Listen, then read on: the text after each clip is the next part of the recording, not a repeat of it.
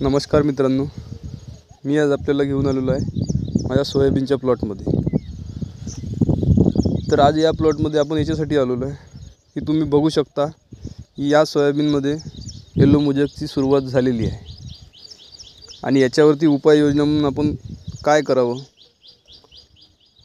तर त्यासाठी सगळ्यात पहिले मित्रांनो, आपल्याला याच्यावरती कोणत्याही प्रकारची फवारणी करायची नाही।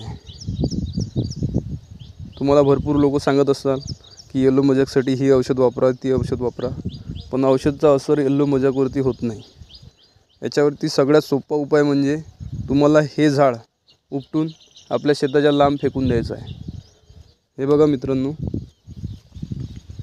उपटल्याने काय होणार की आजूबाजूचं जे सोयाबीन आहे त्याला काही धोका राहणार नाही आणि जेवढे पण झाडं असणार तेवढे उपटून टाकले, नंतर तुम्हाला काहीच करायची गरज नाही।